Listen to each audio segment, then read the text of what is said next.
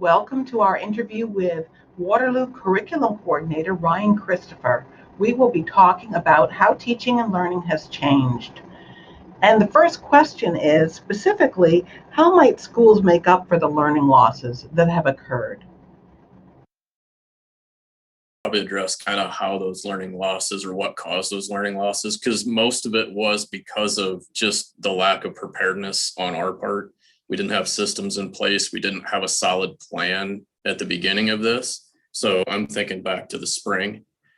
So we kind of just said, okay, well, turn on your cameras and let's teach, which wasn't a solid plan.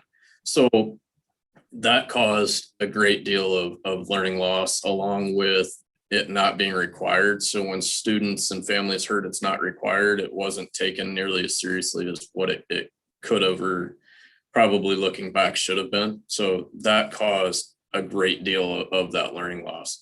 So what we've done to combat that is, for our teachers, our virtual teachers, they received 3 days of PD at the very beginning of this school year to kind of go through what that remote teaching and learning could look like. At that point, we were mostly asynchronous.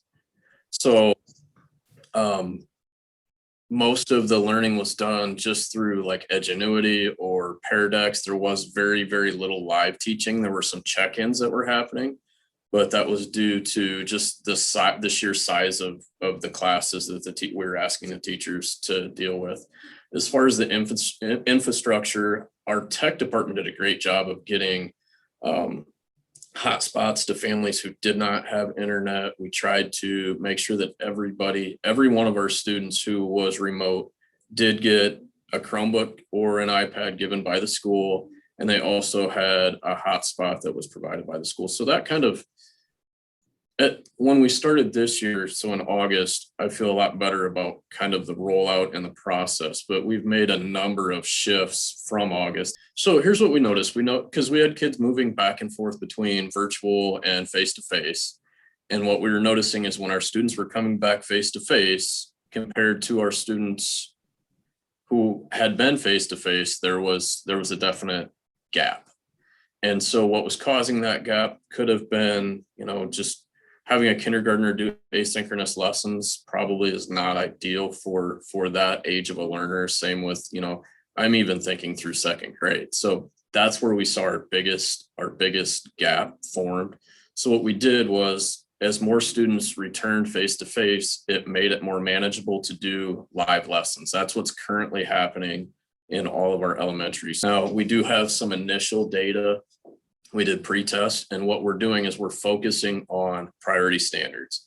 So we've taken the list of standards. What do we need to make sure our students know? Because we have 3 months to try to get them there before they're ready for the next year. So we've looked at those priority standards, and we've really focused on just 5 standards in each grade level for reading, 5 standards for math, and then everybody from kindergarten to second is starting with narrative writing, and 3rd through 5th are going to start with informational. It's not ideal, but I think it's what's best with the current situation. So I think that shift from that asynchronous model, especially at the lower grades, is really benefiting our students from what we're seeing from our initial data. Great. Looking ahead to a time when coronavirus is under control, which I feel that it's in our future, how do you think teaching and learning will be different based on that disruptive innovation and change that's been brought about, that now you've got Chromebooks kind of pretty much one-to-one?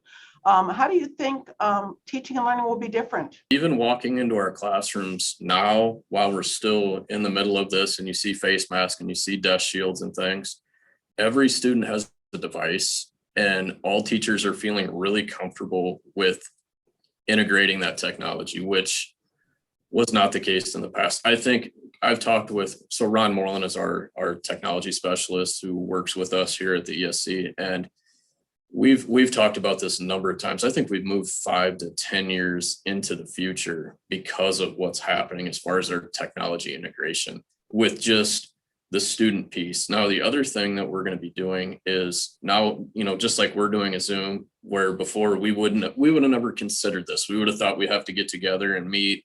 It would have took an extra 15 to 30 minutes out of our days to travel. So For our teachers, we're going to try something completely different next year. So during our planning time, we're creating a schedule where the entire district will be on the same planning time. So every first grade teacher in our district will have the same exact planning time. And we're going to have virtual team meetings every week going over curriculum. So whatever's coming up for that next week of learning and literacy, we'll have a coach in that session with the teachers and kind of go through what the standard is, kind of help them unpack it. What are some strategies? What are some upcoming formative assessment pieces? What should you be looking for as far as observations? And then allow teachers to have that collaboration time. That would not have happened. I mean, if we would have said that last year at this time, people would have thought we were crazy, but that's kind of the route we're going. We have brand new reading curriculum resources, and we just adopted a new math resource. So this is going to be really helpful for us because we're going to be able to keep everybody keep that learning going together and make sure that everybody's learning the new curriculum at kind of the same pace and not counting on everybody to do it on their own. So kind of taking that isolation piece that's happened in the past for a lot of teaching and making it collaborative, not only through your building, but through the entire district. So take advantage of the size of our district, because in the past that has not been the case. It's been more isolated pockets of what's happening here and there. So I think this will help everybody kind of feel more of a part of it. And it's going to really push us as far as our content knowledge and just that implementation piece that we have with new resources. How can future teachers prepare themselves for the changed and changing landscape of teaching and learning?